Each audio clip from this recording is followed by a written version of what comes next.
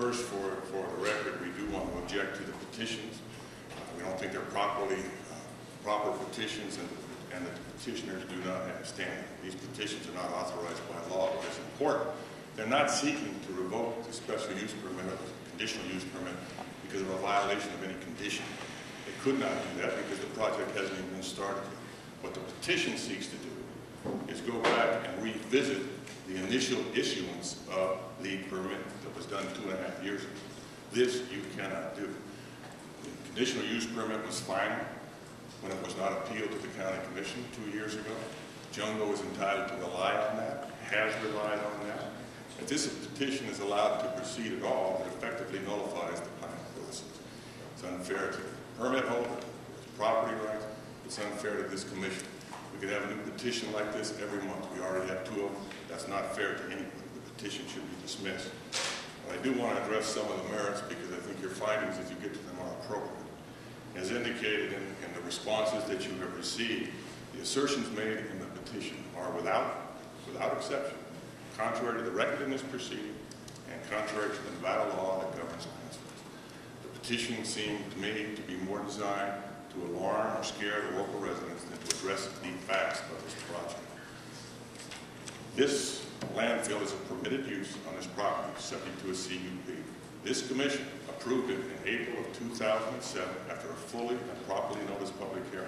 I was at the public hearing.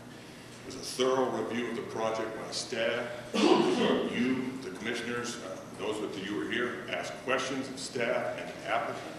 And the commission thereafter unanimously approved the project and made findings. Those findings include that there would be no adverse impact on abutting properties. And that's what really the purpose of the public hearing is. If somebody has a complaint about it, especially somebody in close proximity, they come and tell you and you make that evaluation. You found none based on the staff report and based on Jungo's presentation. You also impose conditions. These conditions are important because I think they address some of the comments that Mr. French made. Conditions required that all environmental permits, federal and state, had to be obtained before you start. Those include an air quality permit and a water quality permit under the operational permit by NDEP. Those permits have been filed, they're in process, they have not yet been issued. Important in that regard is that the air quality standards are 0 emissions. The groundwater standards are no degradation of the groundwater. It is apparent to me that Mr. French has not looked at that application because he would see that it requires no degradation of the groundwater, and they're monitoring all the wells to detect if anything happens so that there can be early detection. Now this commission, by the way, is not the only commission, our public body, that reviewed this project in 2007. We went to the county landfill committee, public hearing, who recommended an ordinance to the county commissioners to amend the ordinance to allow this project. County commissioners also passed an amendment to the ordinance in 2007 with specific reference in the record to this project. Petitioners are now claiming that Jungo Land lied. I lied. I'm sorry, I don't think I lied. If I misstated anything, I would apologize. The staff in this committee, they also claim that the staff did not do their job and this commission did not do their job. I think as your proposed findings point out, that is not supported in the record. With respect to a couple of comments that I haven't planned, and I appreciate a little extra time. Mr. French talked about the groundwater basin.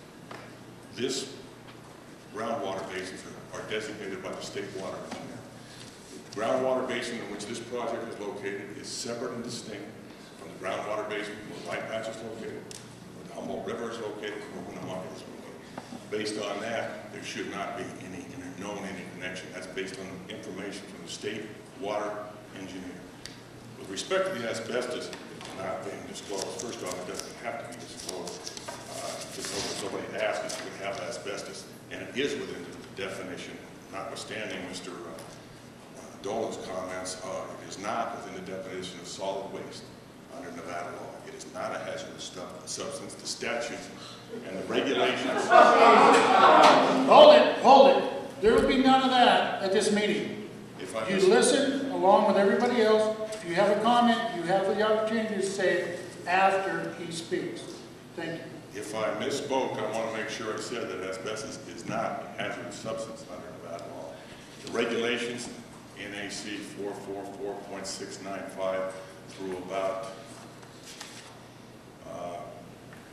972 specifically provide that asbestos may be placed in landfills in the state of Nevada requires appropriate handling, which Recology is very experienced with, specifically allows asbestos.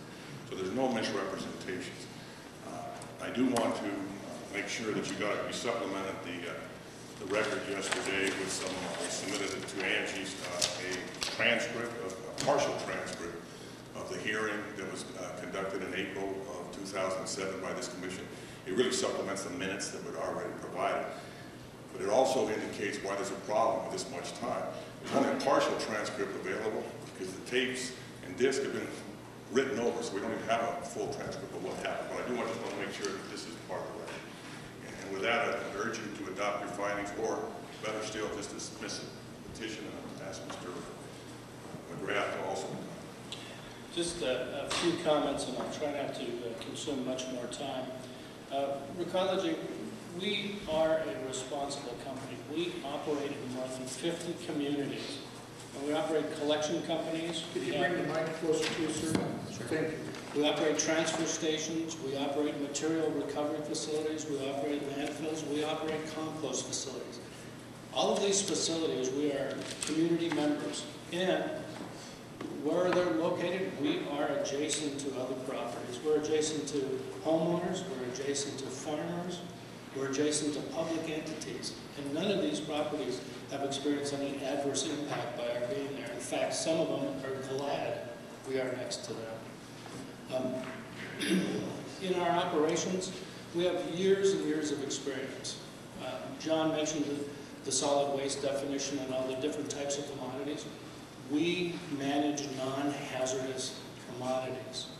We have years of experience. We have years of experience in operating landfills legally, correct with permits, with regulations, and with a keen eye for how we can remove recyclables from the waste stream.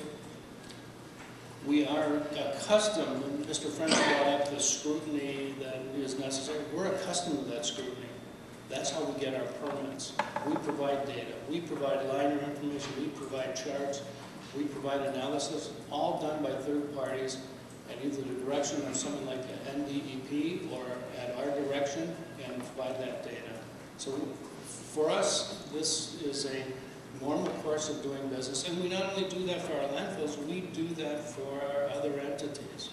We perform the same engineering and analytical analysis so that we are operating with a keen eye toward regulatory effectiveness and permit conditions.